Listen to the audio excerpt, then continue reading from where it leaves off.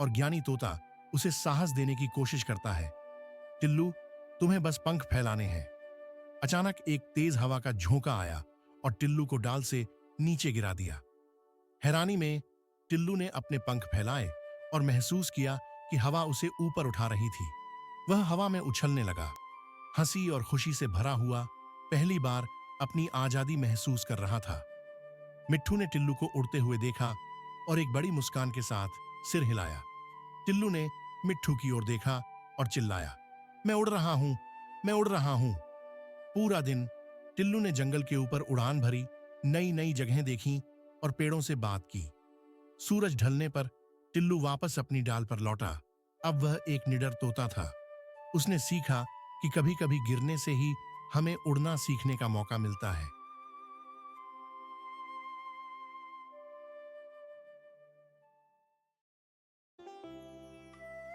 एक सुंदर भारतीय गांव में गोलू किसान अपनी प्यारी गाय कमला के साथ रहता था। वे सबसे अच्छे दोस्त थे। गोलू गरीब था, उसे पैसे चाहिए थे। भारी मन से उसने कमला को धनी सेठ जी को बेच दिया। सेठ जी कमला को अपने बड़े आलीशान बाड़े में ले गए, लेकिन कमला खुश नहीं थी। उसे नए घर में भूख नहीं लगी और उसने दूध देना भी बंद कर दिया। सेठ जी चिंतित हो गए। उन्होंने सब कुछ आजमाया, लेकिन कमला ने कुछ नहीं खाया। एक रात कमला बाड़े से भाग गई। उसे अपने पुराने दोस्त गोलू की याद आ रही थी। वह रात भर दौड़ती रही, अपने दिल की सुनी और गोलू के घर की ओर भागी।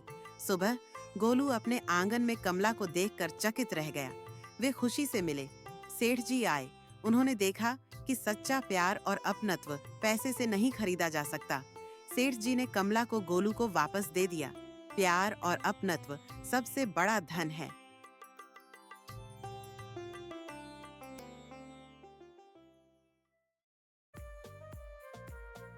विराज अपनी जादुई किताब से प्यार करता है, जहां अक्षर एज नाचते हैं। यह बहुत मजेदार है। किताब चमकती है। एक दिन अक्षर असेब में बदल गया। विराज हंसा। यह जादुई था। वह ताली बजाया, फिर अब बदल गया। यह एक सुंदर तितली बन गया। विराज ने हाथ हिलाया, वह उड़ गया। विराज ने और अक्षर बदलने चाहे, लेकिन किताब ने चमकना बंद कर दिया। वह उलझन में था। किताब ने कानाफूसी की, एक बार में बस एक अक्षर। विराज ने समझा, वह गलती से कुछ और करना चाहता था। विराज ने किताब से वादा किया, मैं और ज्यादा बदलने की कोशिश नहीं करूंगा। किताब मुस्कुराई, उसने उसे माफ कर दिया। अक्षर गा एक छोटी बिल्ली में बदल गया। म्याऊं। विराज खुशी से उछल पड़ा। वह खेलने के लिए तैयार था। विराज ने खा को खरगोश बनते देखा। कूद कूद। वह एक एक करके अक्षर सीख रहा था। एक एक करके उसने सभी अक्षर सीखे। अ से ज तक। यह जादुई रूप से शानदार था। विराज अब सारे अक्षर जानता है। हर अक्षर एक नया दोस्त है। वह हमेशा अच्छे विकल्प चुनता है।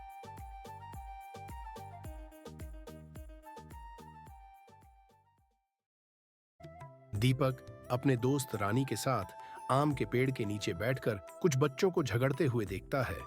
दीपक को यह देखकर बुरा लगता है कि बच्चे खुशी से खेल नहीं रहे हैं। वह अपने दादाजी बड़े पापा के पास जाता है, जो उन्हें ज्ञान की बातें सिखाते हैं। बड़े पापा दीपक को समझाते हैं कि प्यार देना सबसे बड़ा दान है। दीपक एक सुंदर लकड़ी का खिलौना बनाना शुरू करता है, जिसे वह झगड़ रहे बच्चों के लिए बनाएगा।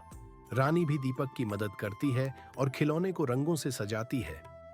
तैयार खिलौना बच्चों के बीच खुशी लाता है और वे मिलकर खेलना शुरू करते हैं।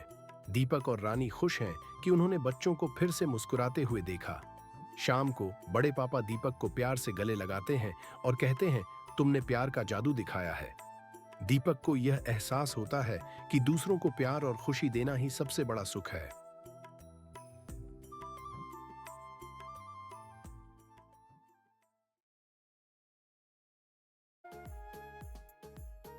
माया अपने मोबाइल पर घंटों खेलती थी, जिससे उसकी आंखें थक जाती थीं। एक धूप वाले दिन नानी ने माया से बाहर खेलने को कहा।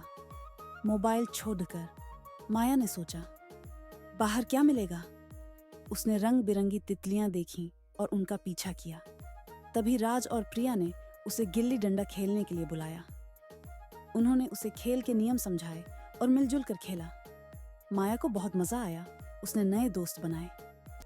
शाम को उसने मोबाइल छोड़ दिया और किताबों से दोस्ती की। अब माया बाहर खेलती है और अंदर भी कुछ नया सीखती है।